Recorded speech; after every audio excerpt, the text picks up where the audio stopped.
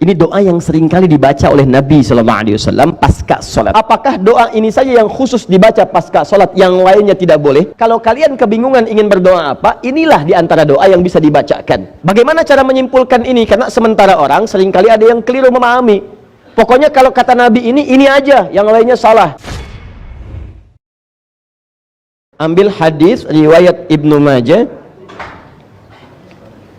Insyaallah kita sudah cek. Nomor hadis 925.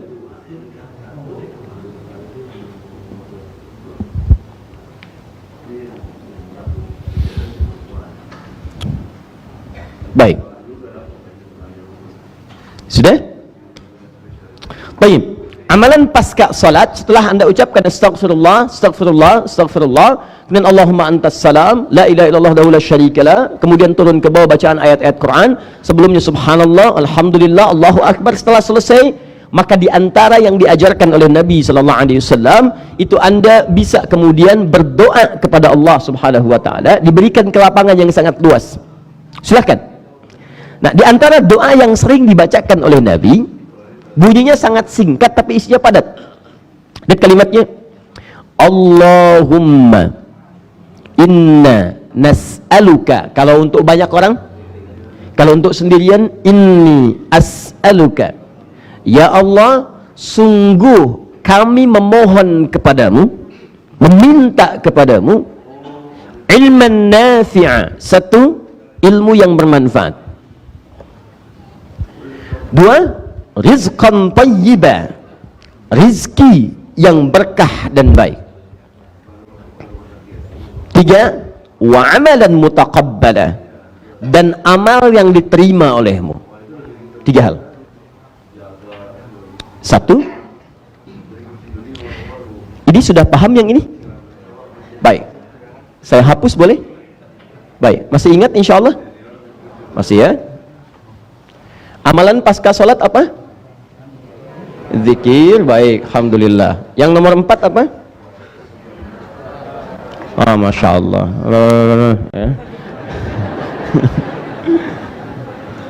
Allahumma.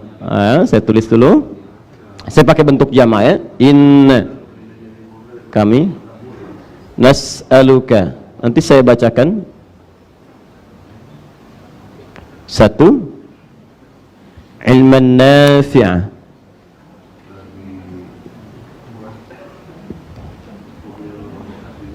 Dua, rizqan tayyibah.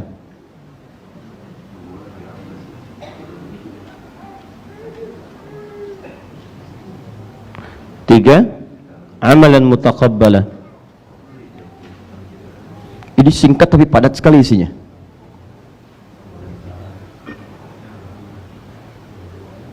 Mutaqabbala. Ya, tiga hal ini terdapat di hadis riwayat Ibnu Majah nomor hadis 925. Ini doa yang sering kali dibaca oleh Nabi sallallahu alaihi wasallam pasca salat.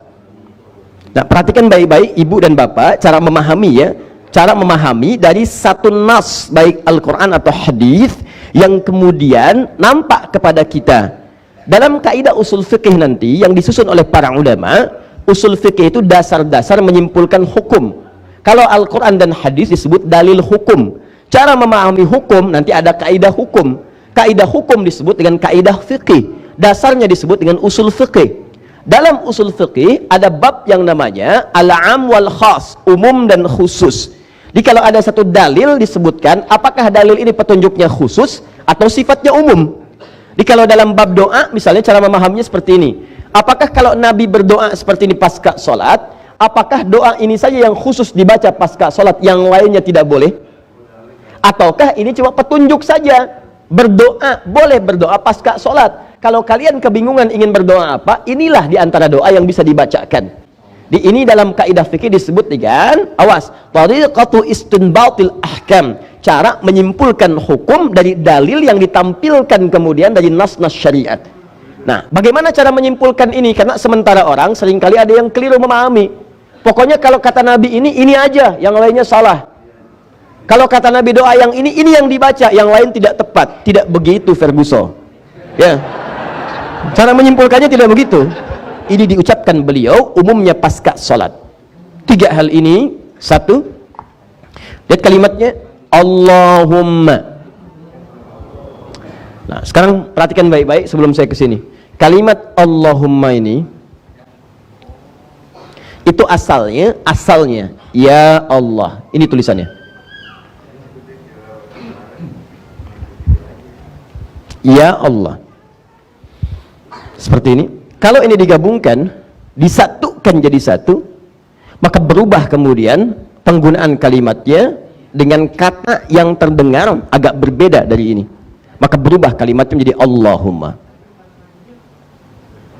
Tahan. Kenapa kemudian kalau digabungkan langsung jadi satu berubah jadi Allahumma? Karena menunjukkan fungsi yang spesifik untuk doa. Sedangkan kalimat ya, jika masih berpisah dengan kalimat setelahnya yang sifatnya bisa panggilan, ini tidak melulu menunjuk kepada doa. Awas, hati-hati.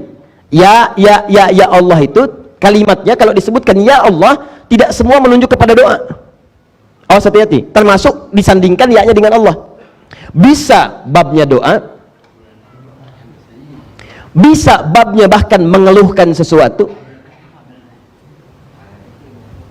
Hujan deras, ibu mau jemur, belum berhenti juga, ya Allah, belum berhenti juga, ya Allah.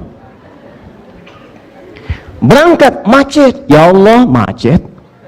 Saya tanya, apa ketika Anda mengucapkan itu Anda berdoa? Tidak, tapi perasaan Anda ingin mengeluhkan sesuatu, mengembalikan kejadian kepada pemiliknya. Tapi di situ belum ada unsur doa, belum meminta, memohon kepada Allah Subhanahu wa taala. Di kalimat iya itu kalau disandingkan dengan nama setelahnya atau kalimat setelahnya, itu umumnya bisa luas maknanya, bisa doa, bisa mengeluhkan sesuatu, bisa sifatnya hanya sekedar panggilan tapi belum menunjuk kepada permohonan. Jelas? Baik. Tapi kalau Anda kemudian satukan kalimat ini menjadi satu kesatuan dan dirubah kalimatnya ke dalam bentuk Allahumma, maka tidak ada makna yang lain kecuali menunjuk pada permohonan doa. Nah, ini rahasianya kenapa umumnya dalam bab-bab doa itu kalimatnya seringkali menggunakan Allahumma atau langsung kepada permohonan, Rabbighfirli, Rabbana, dan seterusnya. Kalimat ya Allahnya tidak disebutkan lagi. Jelas sampai sini? Nah, umumnya demikian.